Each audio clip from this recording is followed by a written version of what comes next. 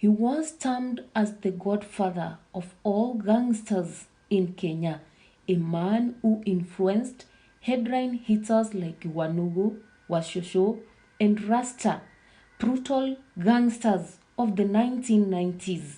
Who is Peter Mwea, alias Wakinyonga the Killer? The CSTV travels back to history to unmask Kenya's self-proclaimed Robin Hood of the 1970s. Wakinyonga, have it true and real.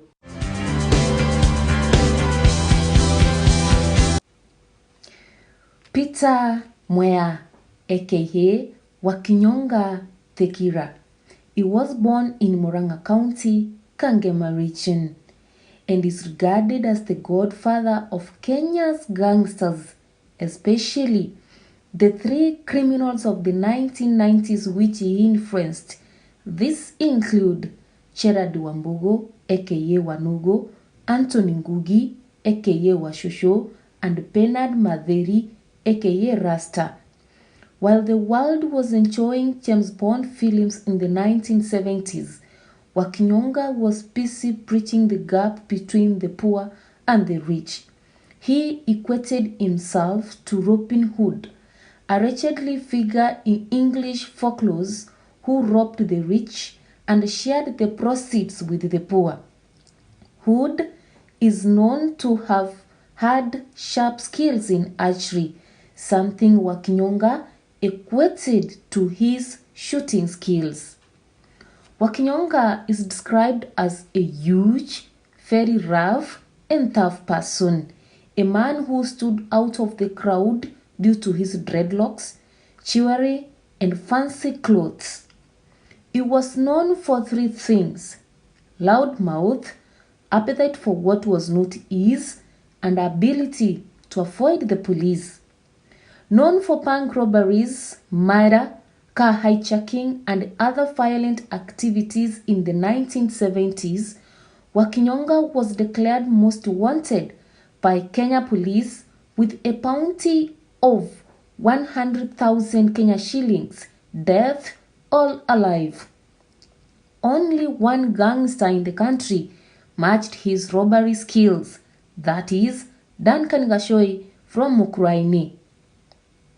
Some of his cases include: he stole 300,000 Kenya shillings from a bank in Thika in 1975. He also stole 200k from a bank in Nairobi along Wabere Street. He is also said to have killed a man called Block at a petrol station as he attempted to steal his car. Block resisted the robbery, thus had to breathe his last breath from Wakinyonga the Killer. In 1975, Wakinyonga had a notable escape. In this escape, he fled away with a bullet wound in his collarbone and buttocks. 3 months later, Wakinyonga could kill a police sergeant. Although Wakinyonga equated himself to Robin Hood, who stole and shared the proceeds with the poor, he also used some of his proceeds to build rentals in Kangemi. Ironically, this thief or robber surrounded the apartment with electric security fence and lights. What an irony! He also dug his own grave 30 feet in depth, 24 feet longer than the normal grave of peace-loving Kenyans. Why? He always knew that he would die by a gun and prepared for his death. Wakinyonga is said to have worked with rogue police officers to avoid security traps and worked with rogue security officers at the banks to rob banks. On the 26th June 1978, Wakinyonga was on his normal routine. After stealing the whole day, he went to Nyakiambi Lodge in Kangemi. This was his favorite joint where he could buy people free drinks and food in the evenings. On this fateful day, he overdrank and began posting with his gun. By this time, Robert Shaw, a British-born Kenyan police reservist, had started tracking his movement. Sources indicate that in this bar, when Wakinyonga became drunk, someone informed Robert Shaw and his team of the whereabouts of Wakinyonga. The police swung in action, surrounded the bar, and an exchange of fire began.